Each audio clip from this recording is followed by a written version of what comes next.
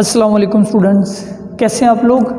अच्छा तो बच्चों, आज हम लोगों ने डेवलपमेंट ऑफ चिक स्टडी करनी है। ये इस लेक्चर का दूसरा पार्ट है।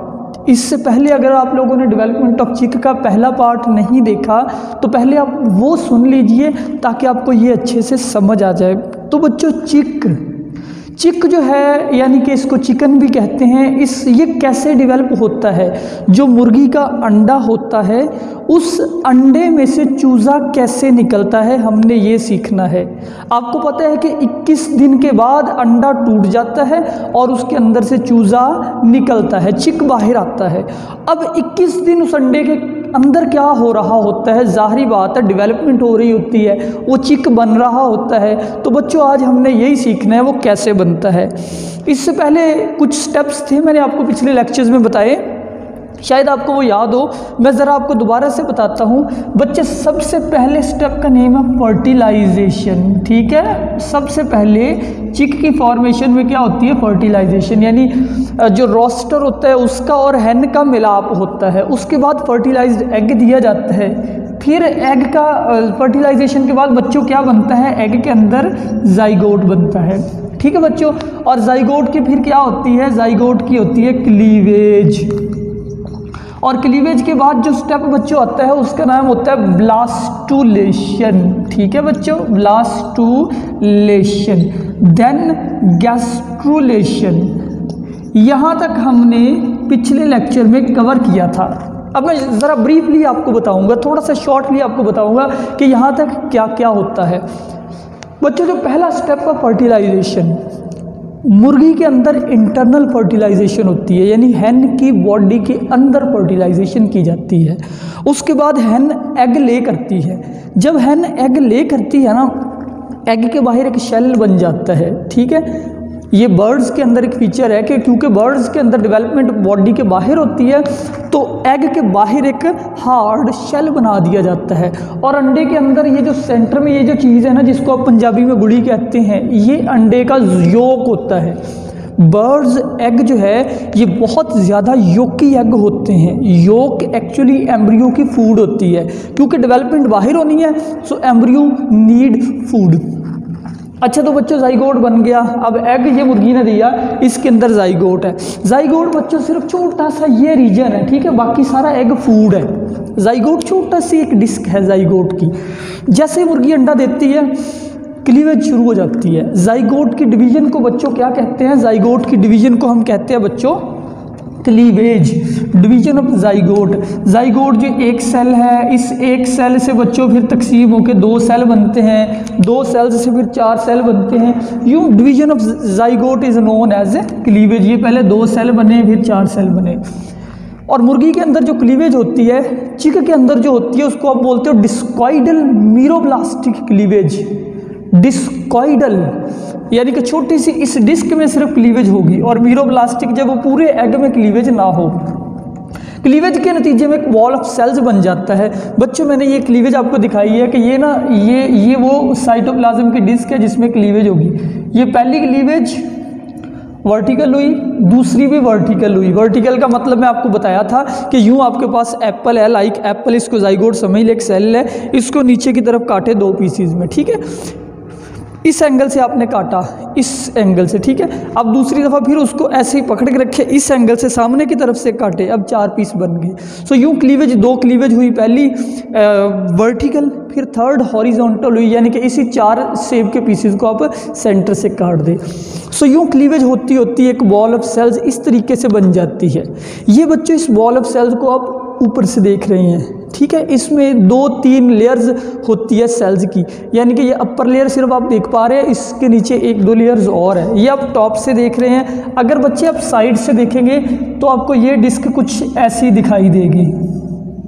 ये डिस्क के जो सेल है ना, ये बच्चे आपको ऐसे दिखाई देगा अगर आप साइड से देखें। लाइक एक प्लेट आपके पास हो, उस प्लेट को आप टॉप से देखें ऐसी दिखाई देगी, साइड से आप देखें तो आपको वो प्लेट बच्चों ऐसी दिखाई देगी ना, ठीक हो गया। अच्छा, क्लीवेज के बाद नेक्स्ट स्टेज होती है ब्लास्टुलेशन। इसमें ब्लास्टुला बनती है या ब्लास्टोसील बनती है। ब्लास्टुलेशन में ये जो अब आप योग देख रहे हो, ये योग है बच्चों। योग के ऊपर मैं लिख देता हूँ, इट इज़ योग योक के ऊपर ये सेल्स पड़े हुए हैं, इन सेल्स को ब्लास्टोडर्म बोलते हो, ठीक है। अब ब्लास्टोडर्म के दरमियान में एक कैविटी आ जाती है, उस कैविटी को आप यहाँ पे ब्लास्टोसील बोलोगे, ठीक है बच्चों। अब इम्पॉर्टेंट स्टेप है गैस्ट्रोलेशन, ठीक है बच्चों। गैस्ट्रोलेशन में क्या होता है कि ये जो लेयर्स ऑफ सेल्स हैं, layers of cell that is blastoderm, ये जो ब्लास्टोडर्म है बच्चे, blastoderm, it split into 2 layers. Blastoderm 2 layers में टूट गई, अपर लेयर, लोअर लेयर। ये बच्चों ब्लास्टोडर्म है, ठीक है। ये आप ब्लास्टोडर्म देख रहे हो, ये वाली लेयर्स ऑफ सेल, ये बच्चों यूं टूटी है लाइक दिस, ठीक है। सेंटर में क्या बन गई, कैविटी बन गई। उस कैविटी को आप यहाँ पे इस कैविटी को भी ब्लास्टोसील बोलोगे। ऐसे 2 लेयर्स ऑफ सेल बन गई। अब ये जो अपर लेयर ऑफ सेल है इसको बच्चों बोलते हो एपीब्लास्ट। एपी मतलब ऊपर, ब्लास्ट मतलब ब्लास्टुला स्टेज में, नीचे वाली हाइपोब्लास्ट, हाइपो मीन बिलो, ठीक हो गया बच्चों। अब एपीब्लास्ट हाइपोब्लास्ट बन गई, आपके पास 2 लेयर्स ऑफ सेल आ गई।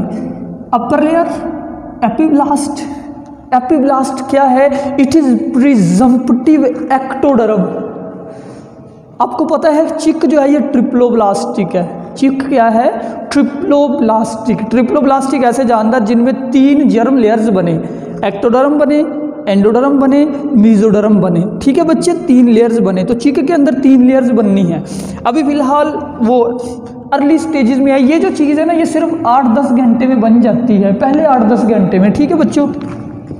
अब ये इसी डायग्राम को आप यहाँ पे देख रहे हो, ये बच्चों अपर लेयर्स ऑफ सेल है, ये लोअर लेयर ऑफ सेल है। ये लोअर लेयर क्या है, दिस इज हाइपोब्लास्ट, ठीक है बच्चों, हाइपोब्लास्ट। और ये जो अपर लेयर ऑफ सेल है दिस इज एपीब्लास्ट। और एपीब्लास्ट को हम कहते हैं प्रिजम्पटिव एक्टोडर्म, इसने एक्टोडर्म बन जाना है बाद में, और हाइपोब्लास्ट ने एंडोडर्म बन जाना है, ठीक है बच्चों। 2 लेयर्स बन गई। नेक्स्ट मोस्ट इंपॉर्टेंटली हमारे पास आ गया मीजोडर्म की फॉर्मेशन। बच्चों अब हम देखेंगे कि यहाँ पे मीजोडर्म कैसे बनेगी, हम देखने लगे हैं अब मीजोडर्म की फॉर्मेशन। और बच्चे हम देखेंगे नोटोकॉर्ड की फॉर्मेशन। 2 चीज़ों को आज के लेक्चर में हमने स्टडी करना है, मीजोडर्म, नोटोकॉर्ड, और बाद में हम ये न्यूरोलेशन भी देखेंगे। तो बच्चों वो जो डायग्राम थी वो अब आपके पास ये आ चुकी है। ये जो डायग्राम थी ये आप उसका क्रॉस सेक्शन देख रहे हो। ये जो बच्चों डिस्क ऑफ सेल थी ना, ये सेंटर से स्प्लिट टू इसमें कैविटी आ गई, ये उसका आप क्रॉस सेक्शन देख रहे हो। आधा कटा हुआ हिस्सा देख रहे हो, ठीक है, यानी कि ये आगे की तरफ भी है, सिर्फ आप कितना देख पा रहे हो, हाफ। लाइक आपके पास यूँ एक लंबी सी कोई चीज़ हो, उसके सेंटर में कैविटी हो, आप उसको सेंटर से काट दो, काट के आप उसको यूँ देखोगे। अच्छा तो बच्चों अब मीजोडर्म कैसे बनती है, 2 लेयर्स बन गई। गौर करिएगा 3rd लेयर कैसे बननी है। हमारी बुक पे लिखा हुआ है कि चिक में मीजोडर्म एम्फीबियन की तरह नहीं बनती। बच्चों जो एम्फीबियन में मीजोडर्म बनती होती है ना, एम्फीबियन में मीजोडर्म बनती है इनवेजिनेशन ऑफ सेल्स से। एम्फीबियन में मीजोडर्म कैसे बनती है, जब एक्टोडर्म बन जाती है ना, एक्टोडर्म अंदर की तरफ इनवेजिनेट कर जाती है और मीजोडर्म बन जाती है। लेकिन चिक में ऐसे नहीं होता। चिक में हमारी बुक में लिखा हुआ है सेल्स, जो एक्टोडर्म के सेल है वो move medially and cordially, medially and cordially. तो बच्चे देखें ये मीजोडर्म के सेल, ये एपीब्लास्ट है, ये हाइपोब्लास्ट है। अब एपीब्लास्ट के सेल क्या करेंगे, एपीब्लास्ट के सेल बच्चों मूव करेंगे, भला किधर मूव करेंगे, इस रीजन में, सेंटर में जो कैविटी है ना, एपीब्लास्ट के सेल उधर मूव करेंगे सरफेस से। मेरी बात को गौर से समझे, ये बच्चे ये एपीब्लास्ट है, ये उसकी सरफेस है। सरफेस से सेल अंदर की तरफ जाएंगे, सरफेस से सेल यू अंदर की तरफ गए, ठीक है।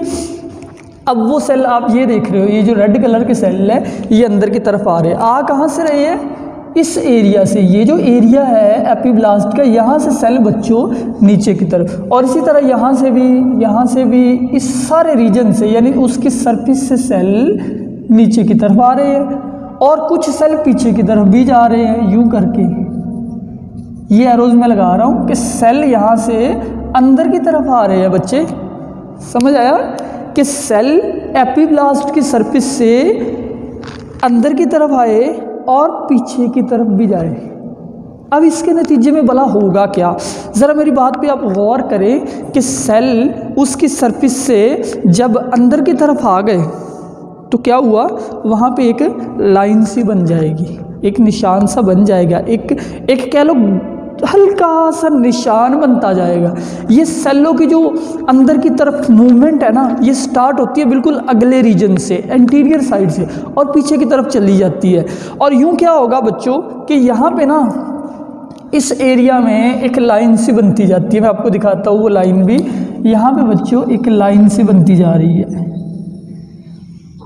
ऐसे करके, सेल यहाँ से अंदर की तरफ आ रहे हैं ना बच्चों, यहाँ से भी अंदर की तरफ आ रहे हैं हर रीजन से, तो क्या हुआ, एक लाइन सी बनती जा रही है, मिड लाइन थिकनिंग, मिड में थिकनिंग। और एम्ब्रियो की शेप जो कि पहले गोल थी, एम्ब्रियो गोल था, अब एम्ब्रियो लंबा होने लग गया है। क्यों बोला, सेल्स बच्चों पीछे की तरफ भी जा रहे हैं। सो एम्ब्रियो जो कि यहाँ पे था स्फेरिकल, यहाँ पे हो गया पियर शेप, सेल पीछे की तरफ जा रहे हैं, अंदर की तरफ जा रही है, सेंटर में बच्चों ये लाइन बनने लग गई।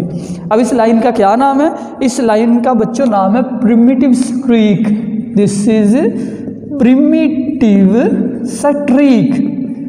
बच्चों समझ आया, प्रिमिटिव स्ट्रीक कैसे बनी, स्ट्रीक लाइन को कहते हैं, प्रिमिटिव पहले वाली लाइन, एक लाइन बनी। अच्छा, अब प्रिमिटिव स्ट्रीक जो है ये क्या हुआ, इसके जो किनारे होते हैं ना, प्रिमिटिव स्ट्रीक गहरी होती जाती है और गहरी होती जाती है, सेल अंदर की तरफ आ रहे हैं, इन सेल्स को आप बोलते हैं माइग्रेटिंग सेल्स। ये जो अंदर की तरफ आ रहे हैं दे आर माइग्रेटिंग सेल्स। तकरीबन 18 आवर के एम्ब्रियो में काफ़ी प्रिमिटिव स्ट्रीक बन जाती है, बल्कि 18 आवर से पहले ही कुछ 14-15 आवर में प्रिमिटिव स्ट्रीक काफ़ी नुमाया हो जाती है। अब प्रिमिटिव स्ट्रीक गहरी होती जाती है बच्चों, गहरी हो रही है ना, तो क्या होता है, प्रिमिटिव स्ट्रीक जो है गहरी होती होती ये ऐसे बन जाती है, ऐसे लाइक ये इसके किनारे है, ठीक है, ये यूं बन गई, जैसे ना एक डिप्रेशन सा है एम्ब्रियो के अंदर, एम्ब्रियो की अपर लेयर के अंदर यूं एक डिप्रेशन बन गया पूरे लेंथ के ऊपर। अब उसको बोलेंगे प्रिमिटिव ग्रूव। बच्चों जब ये काफ़ी ज़्यादा बन जाता है फिर आप इसको प्रिमिटिव स्ट्रीक नहीं बोलते, फिर आप इसको बोलते हो प्रिमिटिव ग्रूव।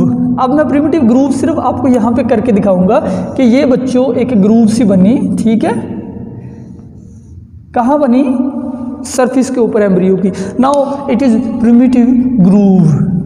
स्ट्रीक सिर्फ लाइन सी है जो निशान सा बनता है, ग्रूव जो है जब वो यू डिप्रेशन बन जाए यूं करके, लाइक दैट, ठीक है, यहाँ से थोड़ी सी ऊंची, यहाँ से ऊंची, ये जगह क्यों ग्रूव बना क्यों है बता चुका हूँ, सेल्स अंदर की तरफ माइग्रेट कर रहे हैं।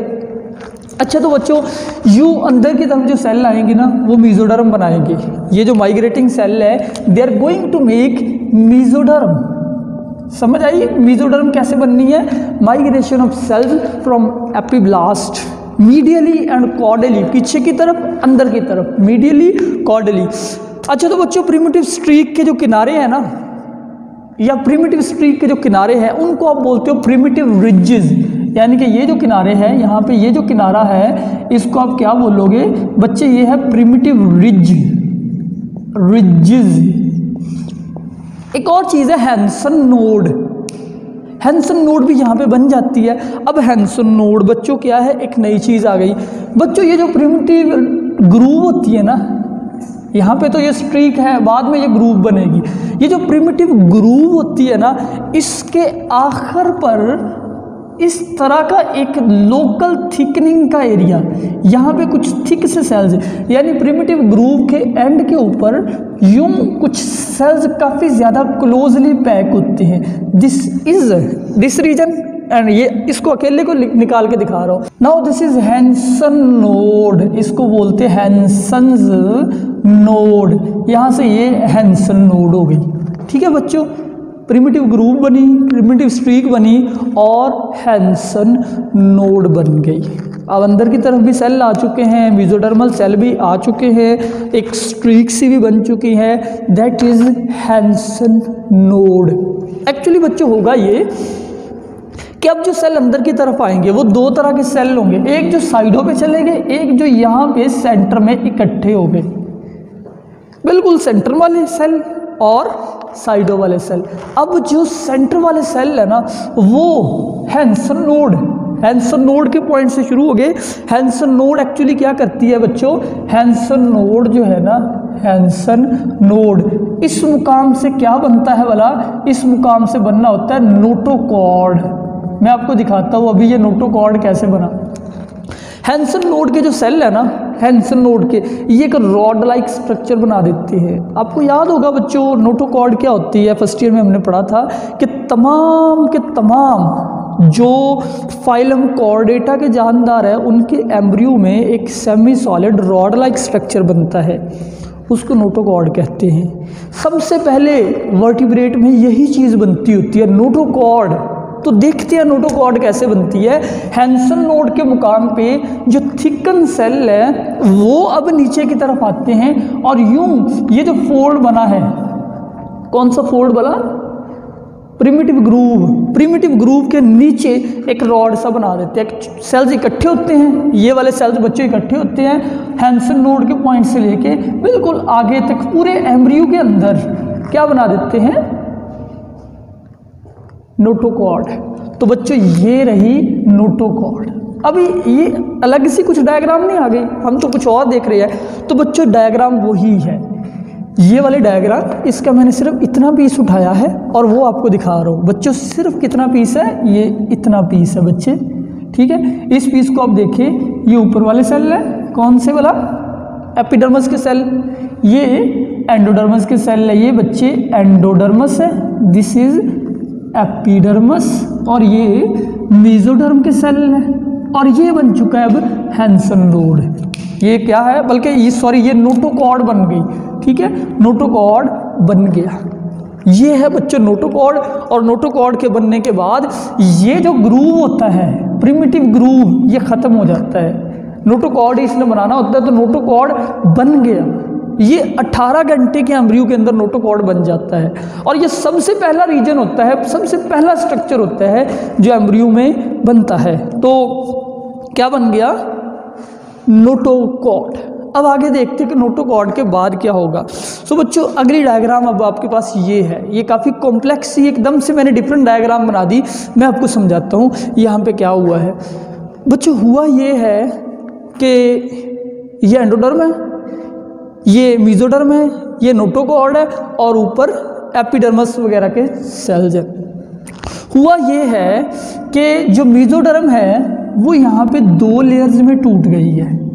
बच्चे जो मेसोडर्म के सेल्स थे ना यहाँ पे, चलो एक डायग्राम में आपको और बना के दिखाता हूँ।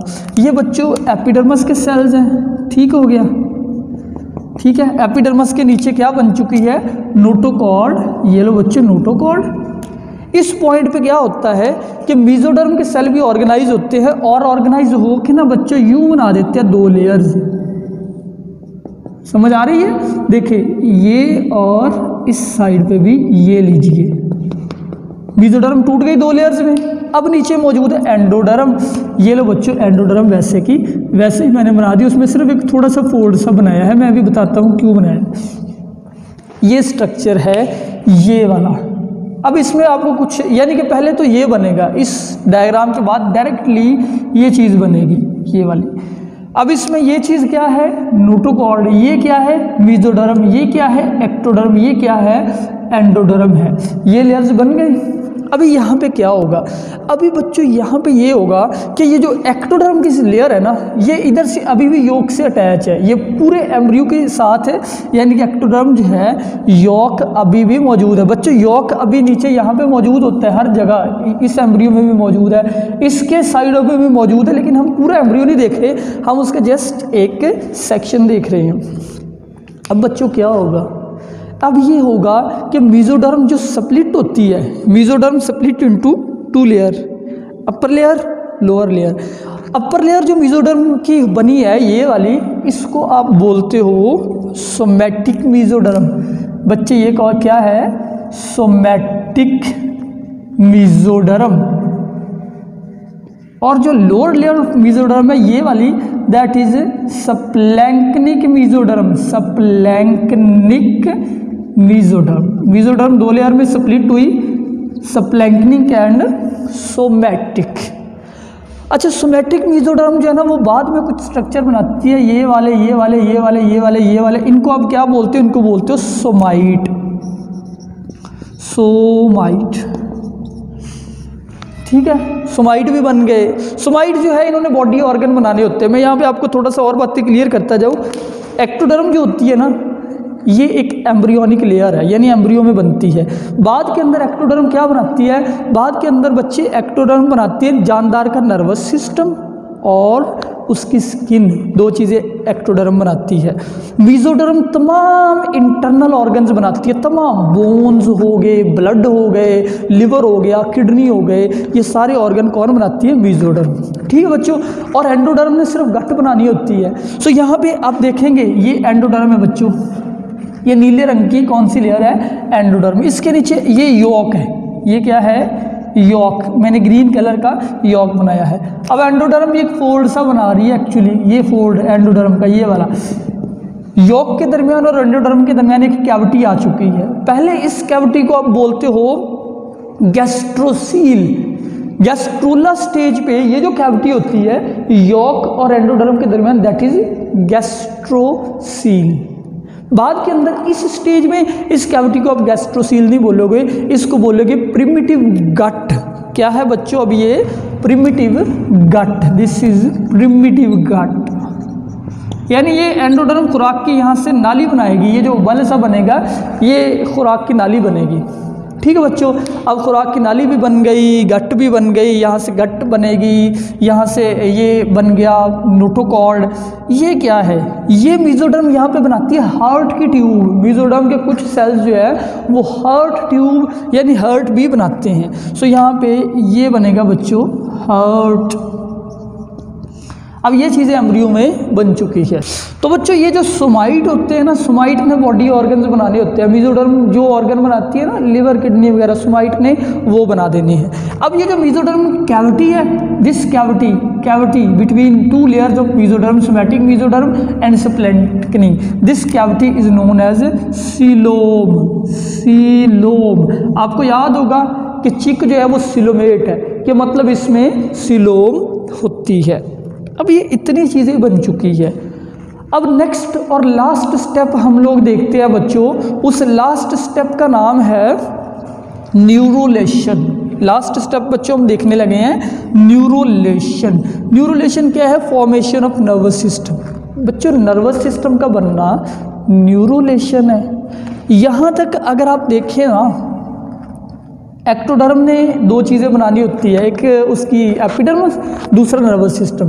अब एक्टोडर्म के अंदर ना ये एक फोल्ड सा बन रहा है, ये बच्चों एक्टोडर्म के सेल्स है, ये एक्टोडर्म एक क्या बना रही है, फोल्ड सा। एक्चुअली एक्टोडर्म पहले, एक्टोडर्म के जो सेल नीचे की तरफ जाते हैं वो मीजोडर्मल सेल है, उन्होंने नोटोकॉर्ड बना दी, उसके बाद एक्टोडर्म फिर से सीधी है। मैं यहाँ से ना आपको एक डिफरेंट तरीके से समझाता हूँ बच्चों। ये ना एक्टोडर्म के सेल है सीधी एक लाइन के अंदर, ठीक है। यहाँ पे एक्टोडर्म के इस रीजन में यहाँ पे मौजूद है नीचे नोटोकॉर्ड। समझ आई बच्चों, किस जगह पे नोटोकॉर्ड है, इस जगह पे नोटोकॉर्ड है, ठीक है। तो नोटोकॉर्ड के बिल्कुल जो ऊपर एक्टोडर्म है उसको आप बोलते हो न्यूरल एक्टोडर्म। नोटोकॉर्ड के बिल्कुल जो ऊपर एक्टोडर्म है, that is neural ectoderm, that will make nervous system of that organism. अब यानी कि ये वाला नोटोकॉर्ड है, इसके ऊपर यहाँ पे जो एक्टोडर्म के सेल है, दैट इज न्यूरल एक्टोडर्म। पहले ये सीधी होती है, फिर ये न्यूरल एक्टोडर्म ना इसमें एक बल सा बनता है, ये काफ़ी थिक सेल्स होते हैं यहाँ पे, इसमें यूँ बनता है बच्चों एक बल सा, ठीक है। उस बल को आप क्या बोलते हो, उसको न्यूरल प्लेट बोलते हो। वो जो बल सा पहले बना उसको क्या बोलते हो बच्चों, उसको बोलते हो न्यूरल प्लेट। क्या बोलते हो, न्यूरल प्लेट। अब न्यूरल प्लेट क्या करेगी, ज़रा गौर से सुनिएगा। न्यूरल प्लेट जो है ना, इसके सेल्स भी यूँ अंदर की तरफ आते हैं, अंदर की तरफ आके फोल्ड बनाते हैं। ये मतलब एक्टोडर्म के सेल है, ये उन्होंने एक फोल्ड बनाया, इस फोल्ड को आप कहते हैं न्यूरल फोल्ड। ये जो फोल्ड बना, that fold is a neural fold.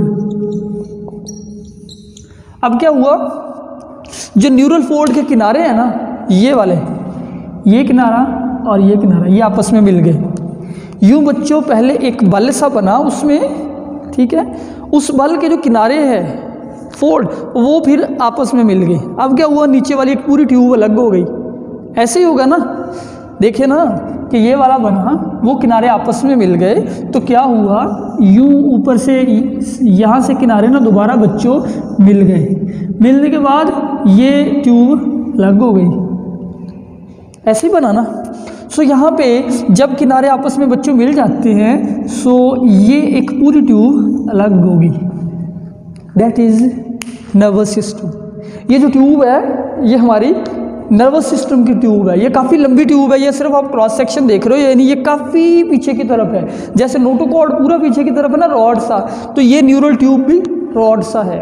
अब ये न्यूरल ट्यूब ना सामने की तरफ से वाइड होती है और पीछे की तरफ से नैरो होती है, यानी न्यूरल ट्यूब जो है वो सेम लेंथ नहीं रखती। एक तरफ से ये काफ़ी चौड़ी होती है और पीछे की तरफ से यूं पतली होती है।